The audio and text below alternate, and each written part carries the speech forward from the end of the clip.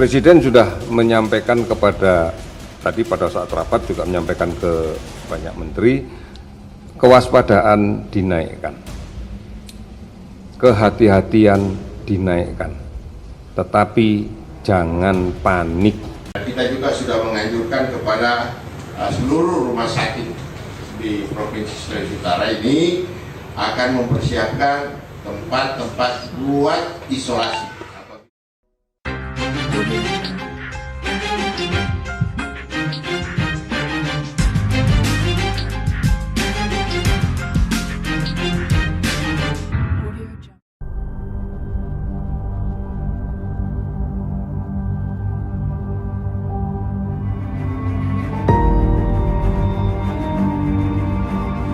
Sehingga totalnya adalah 514 orang, 579 orang, 686, 1155, 1414, jadi 1528, 1677.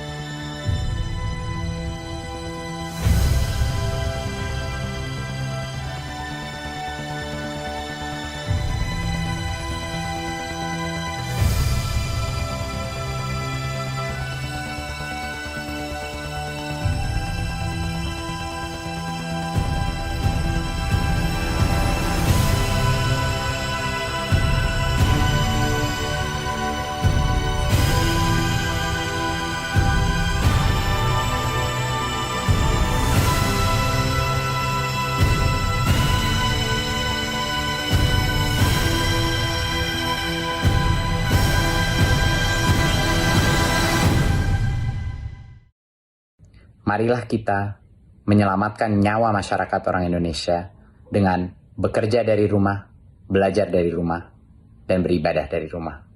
Terima kasih. Selamat malam. Audio Jungle.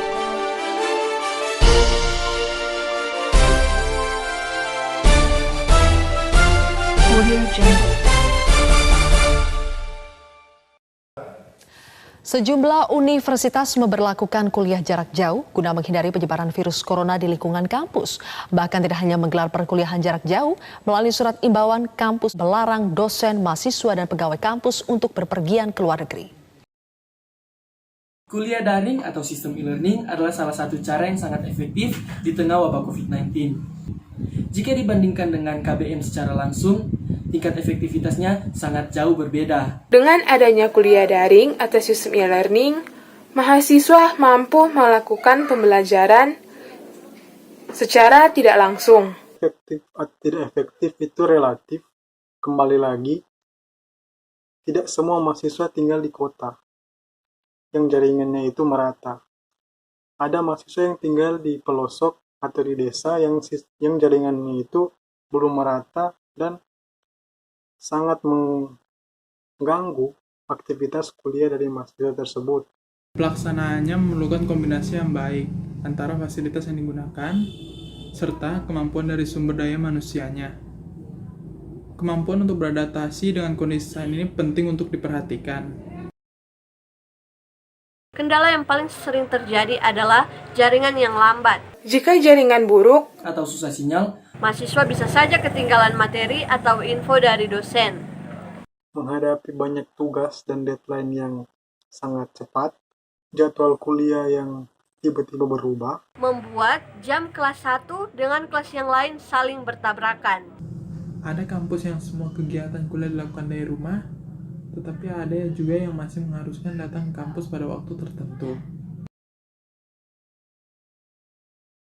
Kelebihan kuliah online, pertama, para mahasiswa dapat mengikuti perkuliahan dimanapun dan kapanpun sesuai keinginan mereka. waktu kuliah itu lebih singkat dari waktu kuliah sebelumnya. mahasiswa juga dapat membuka kembali materi-materi lama yang telah diberikan untuk dipelajari kembali.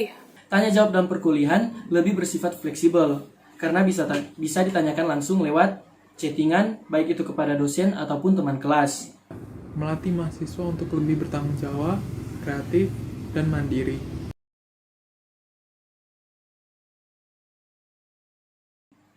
Sangat bergantung pada internet. Bila jaringan lambat atau susah sinyal, maka proses pembelajaran akan tertinggal. Terlebih jika sudah mencakup ujian kuliah.